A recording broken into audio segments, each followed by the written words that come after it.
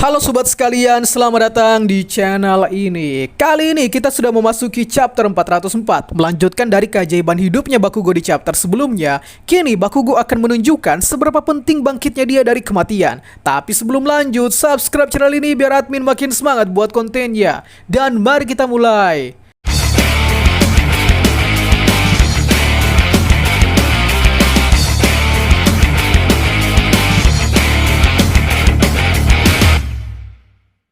Pertama-tama, kita ditunjukkan All Might yang sebentar lagi akan dirobek oleh All For One. Sekali lagi, ini adalah ramalan yang dilihat oleh Sir Night Eye. Namun lebih dari itu, ini juga menjawab alasan mengapa Sir Night Eye overprotective terhadap All Might di masa lalu. Itu disebabkan karena seperti inilah yang Sir Night Eye lihat. Tapi yang lebih mirisnya lagi adalah Sir Night Eye tidak melihat eksistensinya di waktu ketika penglihatan kematian All Might terjadi. Ya, karena di Arxia Hassaikai, Sir Night Eye sudah tewas. Dan inilah yang menjadi kekhawatiran Sir Night Eye, sebab dia tak ada untuk mendampingi All Might sang pahlawan idolanya.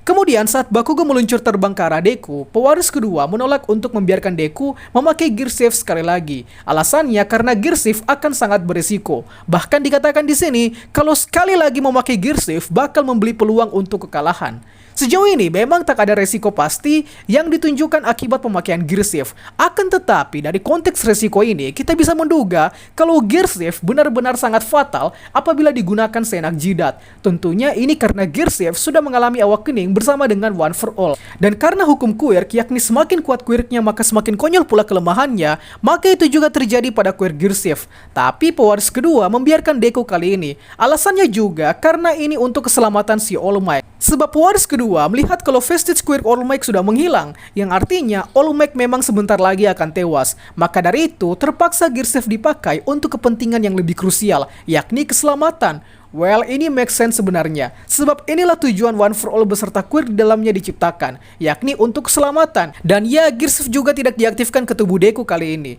melainkan disalurkan energinya ke Bakugo sebagai opsi alternatif, agar Bakugo memiliki kecepatan yang jauh lebih cepat ketimbang quirk ledakannya. Lalu diperlihatkan di sini Vestige Quirk All Might yang mulai menunjukkan tubuh aslinya di dimensi quirk One For All. Kalian bisa lihat di sini kalau wujud All Might versi semi absolute ini seperti wujud sipilnya, memakai kemeja dan jas seperti biasa. So, ini mengonfirmasi kalau wujud para pewaris One For All yang muncul di dimensi quirk One For All semuanya mengambil wujud kondisi terakhir saat dia meninggal. Contohnya si Muranana yang tewas dengan kostum hero-nya, Banjo yang tewas dengan kondisi yang sama, dan lain sebagainya. Jadi ini juga membantah kemungkinan kalau seandainya All Might tewas, maka wujud full muscle-nya yang akan muncul di dimensi quirk One For All. Kemudian yang terakhir, Bakugo sebenarnya hampir saja gagal untuk menyelamatkan All Might di sini. Penyebabnya karena dua hal. Pertama, jarak Bakugo dan All Might yang cukup jauh. Kita bisa berasumsi kalau ini jaraknya 1 jam perjalanan, atau jaraknya kayak dari Unhas ke Pantai Losari. Anak Makassar pasti paham. Kedua, support dari Gear Shift ini hanya 50% menyokong kecepatan Bakugo. Maka dari itu cukup mustahil untuk mencapai All Might dengan kecepatan yang bahkan sudah melanggar hukum fisika itu. Tapi ini semua dibantu dengan efek eksternal, dan itu adalah angin yang berhembus kencang.